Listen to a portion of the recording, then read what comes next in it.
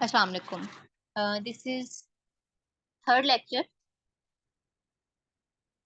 On Latin square design. This is third lecture of final syllabus. हम इसे start करते हैं। लैटिन स्केयर जैसे मैंने पहले बताया है कि तब लगाते हैं जब टू वे हेट्रोजेनिटी आती है। ठीक है, सीआरडी में जो फैक्टर्स हैं वो सेम होंगे, आरसीबीडी में एक फैक्टर डिफरेंट है और लैटिन में दोनों के दोनों फैक्टर्स जो हैं वो डिफरेंट होंगे। टू वे हेट्रोजेनिटी है। ठीक है, एक से ज्यादा डिफरेंट होने चाहिए तो हम लैटिन स्केयर लगाते हैं। अच्छा, इसके अंदर ये 4x4 या 3x3, मतलब ये जितने जितनी रोज और उतने कॉलम्स बनेंगे, ये हम देखते हैं आगे किस तरह से। इसमें हम टू वे ब्लॉकिंग करेंगे, जैसे हमने इसमें की थी ना आरसीबीडी में वन वे ब्लॉकिंग, एक तरफ ब्लॉक बने थे।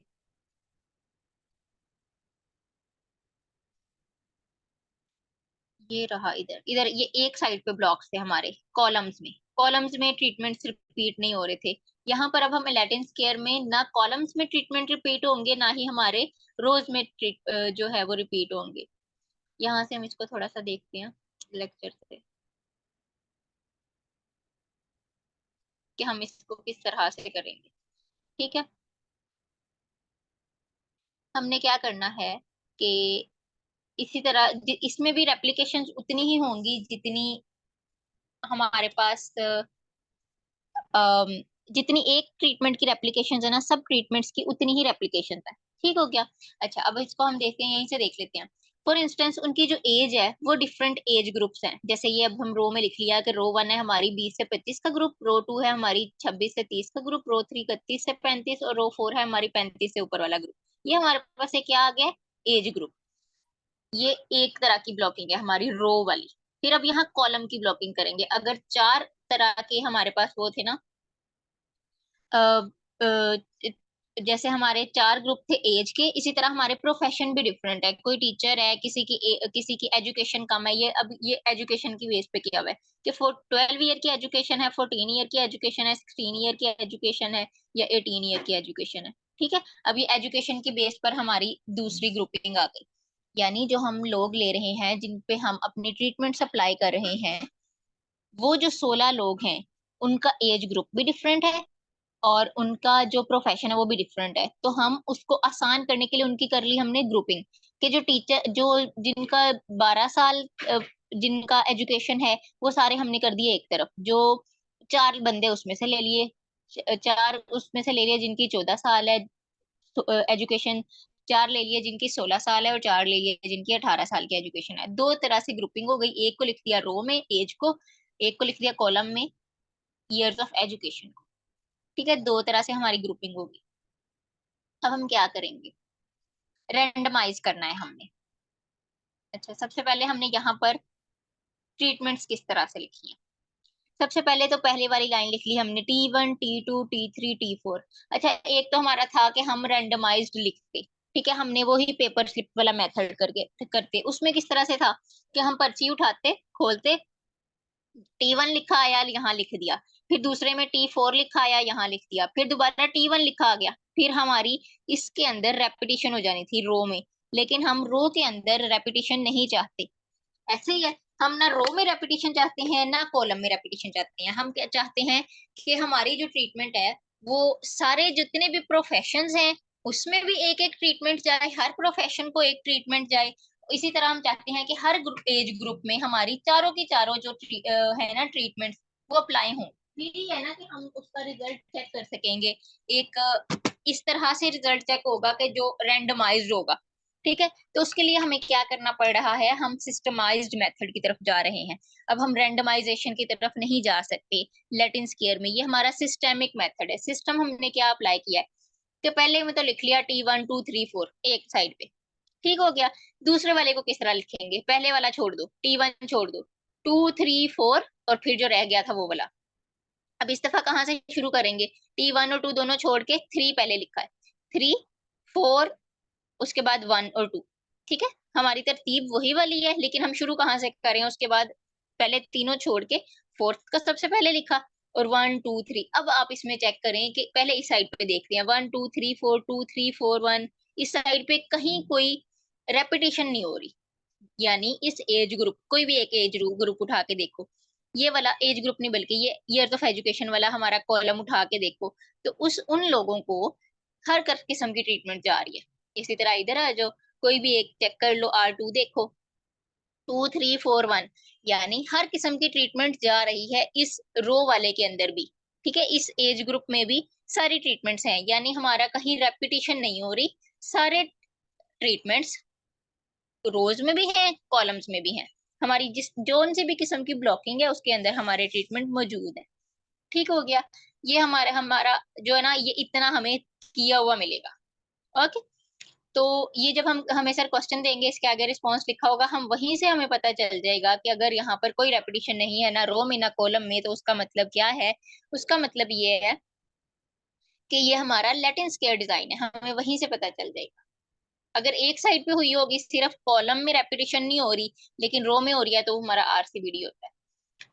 अब हम किस तरह से लिखेंगे इसको, ये बताया हुआ है सारा। ठीक है।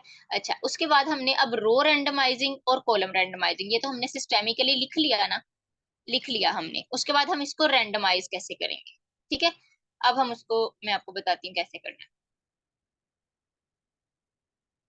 ये वाला है फॉर इंस्टेंस हमारे पास, सबसे पहले रो रैंडमाइजिंग करनी है, उसके बाद कॉलम रैंडमाइजिंग करनी है। हाँ जी, ऐसे ही है। ये वाली रो को रैंडमाइज करना है किस तरह से। चार पर्चियां बनाई, R1 2 3 4, चार बन गई पेपर स्लिप्स। अब क्या करना है, पहली पेपर स्लिप खोली, ठीक है, उसके ऊपर जो लिखा होगा, समझो R2 लिखा हुआ था, R3 लिखा हुआ था पहली पेपर स्लिप पे। ठीक है, R3 लिखा हुआ था, तो R3 वाली जो भी उसकी लाइन है ना, पूरी की पूरी रो 2 3 4 1 पूरी की पूरी उठा के यहाँ 2 3 4 1 लिख देनी है। ठीक है, अगली पर्ची खोली, किस तरह से, उसमें आया 1, R1 लिखा हुआ था, R1 की जो भी पूरी की पूरी लाइन थी ना, उसे उठाया, कॉपी, और पेस्ट कहाँ कर देना है, R2 की जगह, क्योंकि अब हमने इसके लिए पर्ची उठाई थी। ठीक है, तो 4 1 2 3 इस तरह से यहाँ लिख देना है। इसी तरह अगली पर्ची उठाई, अगली पर्ची उठाई, चार पर्चियां बनाई हैं हमने, 4 पेपर स्लिप्स बना के, उसके ऊपर R1 R2 R3 R4 लिख देना है रो रैंडमाइजिंग के लिए। दोबारा बता रही, चार पर्चियां बनाई हैं, R1 R2 R3 R4 लिख दिया। ये हमारा ओरिजिनल टेबल है, ये हम टेबल बनाना चाह रहे हैं नीचे। ओके, पहला टेबल, ये चार जो लिखी हैं, पहली निकाली, जो भी नंबर लिखा आएगा वो वाली पूरी रो उठा के, जिसके लिए पर्ची उठाई है, फॉर इंस्टेंस पहली पर्ची उठाई है तो पहली की जगह लिखेंगे, यहाँ पेस्ट कर दी। फिर अगली पर्ची उठाई, ये लिखा आया R1, पूरी की पूरी लाइन उठाई, यहाँ लिख दी। इसी तरह तीसरी के लिए, इसी तरह चौथी के लिए पर्ची उठाएंगे, जो एंड वाली होगी वो वाली यहाँ लिख दी। चार की चार लिखी गई, रो रैंडमाइजिंग हो गई है हमारी। उसके बाद हम करेंगे कॉलम रैंडमाइजिंग। जो ऑलरेडी टेबल अब हमारे पास आ गया ना रो रैंडमाइजिंग के रिजल्ट वाला, उसी के ऊपर कॉलम रैंडमाइजिंग करेंगे। फिर हमारे पास एक फाइनल प्रोडक्ट आएगी जिसके अंदर रो रैंडमाइजिंग भी हुई हुई है और कॉलम रैंडमाइजिंग भी हुई हुई है। ठीक है, अब हम यहाँ से देखेंगे, चार पर्चियां ली, उसके ऊपर C1 C2 C3 C4 लिखा, पहली पर्ची में C लिखा हुआ था 3। ठीक है, तो ये पूरी रो, कॉलम, पूरी कॉलम को उठाया, 2 3 4 1 और यहाँ लिख दिया। फिर अगली पर्ची उठाई, ठीक है, उसको, उसके ऊपर लिखा हुआ था C2, तो ये पूरी की पूरी रो उठाई, कॉलम, सॉरी, और यहाँ पर लिख दी। ठीक है, अब एंड पे प्रोडक्ट जो हमारा ये वाला आएगा, ठीक है, कॉलम रैंडमाइज भी हो गए, रो भी हो गए, उसके अंदर भी आप अगर चेक करेंगे ना, तो कहीं पर कोई रेपिटेशन नहीं हो रही होगी, क्योंकि हमने अगर रैंडमाइजिंग की भी है ना, तो पूरी पूरी रो और पूरी पूरी कॉलम को उठा के की है। रैंडमाइजिंग भी हो गई है, लेकिन जो हमारे सिस्टेमिक वाला ऐसा रूल लगा हुआ था कि जिसके अंदर हमारी हर उसमें हर ट्रीटमेंट आ रही थी, वो कहीं नहीं गई, वो वहीं की वहीं है। ये देखो 4 1 3 2, इस साइड पे चेक कर लो, 4 1 2 3, कहीं पे भी कोई भी रो या कॉलम चेक कर लो, कोई चीज रिपीट नहीं हो रही होगी। हर ब्लॉकिंग में, हर किस्म की ब्लॉकिंग में, भला वो कॉलम वाइज है या रो वाइज है, हर ट्रीटमेंट मौजूद होगी। ठीक हो गया। अब हम एग्जांपल देखते हैं, लेकिन उससे पहले मुझे ये बता दें, ये वाली बात समझ आ गई आपको, रो और कॉलम रैंडमाइजिंग वाली।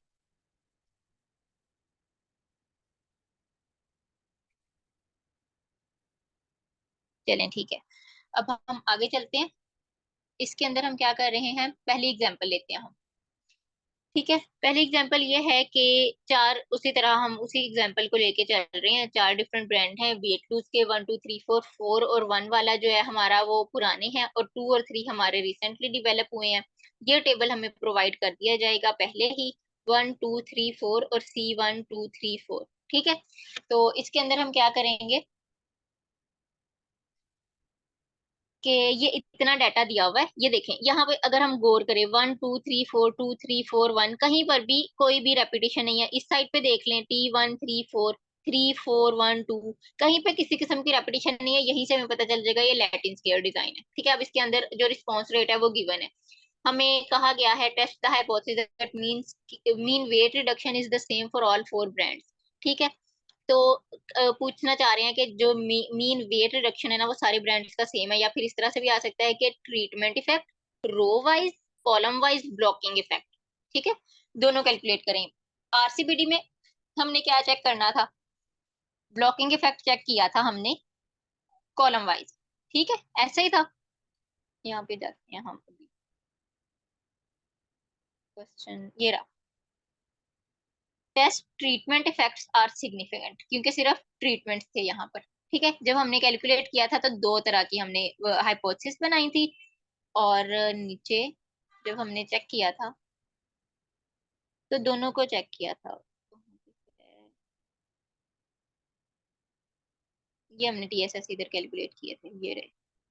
ब्लॉक्स का भी किया था, सम ऑफ स्क्वायर और ट्रीटमेंट्स का भी। ठीक है, और जब हमने अनोवा बनाया था तब भी हमने ट्रीटमेंट और ब्लॉक दोनों लिखा था। सिर्फ ब्लॉक लिखा था क्योंकि दो तरह के ब्लॉक्स नहीं थे। अब ब्लॉक्स दो तरह के हैं, एक है block blocking effect row wise, एक है ब्लॉकिंग इफेक्ट कॉलम वाइज। तो हम अब यहाँ पर तीन चीजें कैलकुलेट कर रहे होंगे, अनोवा में भी हमारी तीन एक्स्ट्रा चीजें होंगी, इफेक्ट और टोटल के अलावा। ठीक हो गया, अब हम इसको देख लेते हैं। अब सबसे पहले हाइपोथेसिस बनाएंगे, तो कितनी हाइपोथेसिस बनेगी, तीन, क्योंकि एक ट्रीटमेंट की, एक रो वाइज की, एक कॉलम वाइज की। ठीक है, इसके अंदर कितनी बनी थी, दो बनी थी आरसीबीडी में, एक ट्रीटमेंट की और एक ब्लॉकिंग की। अब ब्लॉकिंग दो तरह की है, तो एक रो वाइज एक कॉलम वाइज। H0 और H1 लिखेंगे, μT1 T2 T3 T4, और एटलीस्ट एक μT1 जो है ना, TI, वो डिफरेंट है दूसरे से। इसी तरह ये μR1 के जो रोज हैं वो सारी इक्वल हैं, और दूसरी में एक कोई एक डिफरेंट है। इसी तरह कॉलम का लिखेंगे C1 C2, और वो एक कोई डिफरेंट है, हमारी H1 बन जाएगी। फिर लेवल ऑफ सिग्निफिकेंस लिखा, टेस्ट कौन सा है, एफ टेस्ट लगा रहे हैं, नोवा ओवरऑल निकालना चाह रहे हैं सिग्निफिकेंस। इसके अंदर हम देखेंगे ये टेबल वो है जो दिया हुआ था, वही है, चेक कर लेते हैं क्या हमने इसको सेट किया। नहीं, ये वही वाला है। ठीक है, इसके सिर्फ हमने क्या की है, एडिशन, R1 R2 बिल्कुल ऐसे ही है, वही वाला टेबल है ये हमारे पास। ठीक है, तो अब ऑलरेडी हमारे एक ब्लॉक इस साइड पे बने हुए हैं, एक ब्लॉक इस साइड पे बना हुआ है, तो उसके नीचे ये किसका सम आ गया, टोटल आ गया कॉलम्स का, ये किसका टोटल है, रोज का। दोनों का क्या होना चाहिए, ग्रैंड टोटल इक्वल। ठीक हो गया, बिल्कुल ये पिछले वाले की तरह, सिर्फ इसमें एक चीज एक्स्ट्रा आई है, और जो हमारा इस पीछे मेथड था वो हमने रैंडमाइज किया है दोनों तरफ से, वो डिफरेंट है, बाकी सेम ही है। फिर अब यहाँ पे क्या आ गया, हमारे पास ट्रीटमेंट्स हैं, ट्रीटमेंट के मीन निकालने हैं। अब ये टी कहाँ से लिखा है, ये जो टी लिखे हुए थे ना, ये हमने अब अरेंज करके लिखने हैं। तो इसमें दो टेबल हैं, एक वो जो ऑलरेडी दिया हुआ था उसी में हमने एक टोटल्स कैलकुलेट किए हैं, और एक हमने नया टेबल बनाया है। टेबल यहाँ से यहाँ तक का बेशक ऊपर वाली चार लाइनों का ना बनाए, ऐसा कह रहे थे, सिर्फ ये होता है ना आपके पास, ये टोटल्स चाहिए, बेशक वो भी काफी है, डायरेक्ट कैलकुलेटर पे करके टोटल्स लिख दीजिएगा। तो अगर अपनी आसानी के लिए लिखना चाहते हैं तो लिख लें। ये देखें, सबसे पहले लिखा T1, ये T1। अब T1 देखेंगे सबसे पहला कौन सा है, 8। उसके बाद कौन सा T1 आ रहा है हमारे पास, 11, दूसरी रो के अंदर। तीसरी रो में क्या है, 9। चौथी रो में 8। 8 11 9 और 8 ये लिख लिए सारे, और उनको एडिशन कर दिया, यानी इन सबको यहाँ पर करना है, साइड पे कर दिया सारे, एक T1 के ब्लॉक के नीचे लिख दिए। T2 लिखा, T2 ढूंढो, सबसे ऊपर वाली रो में पहले देखो 14, नीचे वाली रो में उससे नीचे वाली, उससे नीचे वाली, सारे T2 लिख लो, फिर सारे T3, फिर सारे T4 लिख के उनका टोटल कर दो, टोटल करके मीन निकाल लो। चार टोटल वैल्यूज हैं, 4 से डिवाइड कर लो, तो ये हमारे पास, ये तो वही आना था। ठीक है, ग्रैंड टोटल 16 से डिवाइड करेंगे तो ग्रैंड मीन आ जाएगा। अब हमारे पास कितने सम्स हैं, एक टोटल है हमारे पास इसके, एक टोटल रोज के, एक कॉलम्स के और एक ट्रीटमेंट्स के टोटल है, और ट्रीटमेंट का मीन है। करेक्शन फैक्टर उसी तरह से कैलकुलेट करेंगे, टीएसएस कैलकुलेट करेंगे, सारी वैल्यूज बारी बारी लिखकर करेक्शन फैक्टर में से माइनस कर देंगे। फिर टीएसएस आ गया, एसएस रोज और एसएस कॉलम्स। ठीक है, ये आ गया हमारे पास। तो अच्छा, अब यहाँ पर सबसे पहली चीज हमने क्या कैलकुलेट किया? टीएसएस, बिल्कुल सेम पिछली दफा की तरह। उसके बाद S S rows, S S columns, S S treatment, तीन चीजें कैलकुलेट कर ली। तीन ही टोटल थे ना, टोटल भी अभी मैं गिनवा के हटी हूँ कि तीन टोटल्स हैं। एक कॉलम्स के टोटल है, उन कॉलम्स के टोटल से हम एस एस कॉलम्स कैलकुलेट करेंगे। ओके, उनका स्केयर लेके 4 पे डिवाइड करना है और सीएफ से माइनस। दूसरे कौन से हैं? रोज के, उसका भी इसी तरह से करेंगे। तीसरे कौन से हैं इस टेबल के अंदर? ट्रीटमेंट्स के टोटल है, उनको यूज करके तो ट्रीटमेंट्स का सम ऑफ स्केयर कैलकुलेट हो जाएगा। ये टेबल वो है जो सर ने दिया हुआ है, उसके टोटल यूज करके दो एसएस निकलेंगे। ये टेबल हम खुद बना रहे हैं, T1 T2 T3 4 की हेडिंग दे के नीचे नीचे लिखकर। तो इससे हम एक दूसरा निकाल रहे हैं। क्या चीज कैलकुलेट कर रहे हैं? S S treatment. ठीक हो गया, अब हमारे पास सारी चीजें आ गई हैं। और फिर एस एस ई कैसे कैलकुलेट करते हैं? टोटल में से तीनों चीजें माइनस करेंगे। तीन एस एस निकाले हैं, तीन के तीन को माइनस करना है। ट्रीटमेंट, टोटल, ट्रीटमेंट, रोज और कॉलम। ठीक है, इन सबको टोटल में से कैलकुलेट करेंगे, एस एस ई आ जाएगा। उसके बाद हमारे पास आ गया अनोवा टेबल। अब हम अनोवा टेबल को कंपेयर करते हैं। पीछे जो था सीआरडी का अनोवा टेबल, उसके अंदर ट्रीटमेंट थे, एरर था, टोटल था। दूसरा जो है इसके अंदर ट्रीटमेंट, ब्लॉक, एरर, टोटल, यानी यहाँ पर दो चीजें आ गई। यहाँ पर क्या हो रहा है? ट्रीटमेंट, अब है तो ये दोनों ही ब्लॉकिंग। कौन सी वाली ब्लॉकिंग? रोज, कॉलम, एरर और टोटल। तीनों में कॉमन क्या है? एरर और टोटल तो चलो है, उसके अलावा ट्रीटमेंट तीनों में कॉमन है। ठीक है, और इसके अंदर हमारी ब्लॉकिंग है, इसके अंदर ब्लॉकिंग रोज की भी है और कॉलम्स की भी है। डन हो गया। उसके बाद हम इसका डीएफ देखते हैं अब किस तरह से निकलना है। बिल्कुल पिछले वाले की तरह है, ये n-1। एन क्या है हमारे पास? 16, एक में निकाल दिया उसमें से। ट्रीटमेंट्स के लिए T-1, रोज के लिए नंबर ऑफ रोज -1, कॉलम्स की के डीएफ के लिए नंबर ऑफ कॉलम्स -1। 333 आ गया। अब यहाँ से एरर वाले में इसमें से ये ऊपर वाले तीनों माइनस करेंगे, 6 आ गए। फिर एसएस कैसे कैलकुलेट करते हैं? एसएस में हम ये करते हैं कि ऊपर अभी हमने कैलकुलेट किया 4 के 4, वो उठा के लिख देंगे 5। एक्चुअली सारे आ गए। उसके बाद हम लिखेंगे एमएस, इसको इससे डिवाइड कर दिया, ये आ गए। फिर एफ कैलकुलेटेड, कैसे कैलकुलेट करते हैं? नीचे डिनोमिनेटर में एरर होता है, इसको भी इससे डिवाइड करना है एरर वाले से, इसको भी इससे एरर वाले से, और इसको भी एरर वाले से डिवाइड करेंगे इंडिविजुअली। एफ कैलकुलेटेड आ गया। कंपेयर करेंगे, वैल्यू जो है क्या आई है? ये वाली बड़ी है, ये वाली भी बड़ी है, ये वाली छोटी है, तो दो इंटरप्रिटेशन दे दें। ठीक है, पहले ट्रीटमेंट्स की दे दिया, उसके बाद तीन इंटरप्रिटेशन देंगे। तीन वैल्यूज थी तो तीनों की सेपरेटली। पहले वाली में वैल्यू बड़ी है, एच नोट रिजेक्ट हो गई। दूसरे वाले में भी एच नोट रिजेक्ट होगी। तीसरे वाली में एच नोट को हम रिजेक्ट नहीं करेंगे, एक्सेप्ट कर लेंगे और कहेंगे जो कॉलम वाइज ब्लॉकिंग है वो सिग्निफिकेंट नहीं है। ऊपर वाली दोनों में हम कहेंगे सिग्निफिकेंट इफेक्ट है। सेम उसी तरह से जिस तरह से हमने पिछले वाले में किया, निकालेंगे कोफिशिएंट ऑफ वेरिएशन और उसको इंटरप्रेट कर देंगे, सेम टू सेम है। उसके बाद रिलेटिव एफिकेसी है, उसका फॉर्मूला थोड़ा सा डिफरेंट है पिछले से। ठीक है,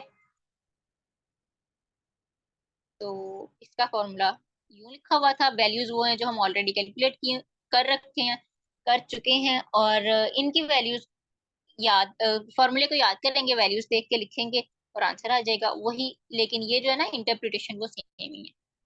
ठीक हो गया। उसके बाद हमारा आगे क्या रह गया? अच्छा, अब हम इसको किससे कंपेयर करेंगे? दोनों से कंपेयर करेंगे। ठीक है, क्योंकि लैटिन स्केयर से पीछे हमारे पास दो डिजाइन हैं, आरसीबीडीबी और सीआरडीबी। तो हम इसको बारी बारी कंपेयर करते जाएंगे पिछले वाले से।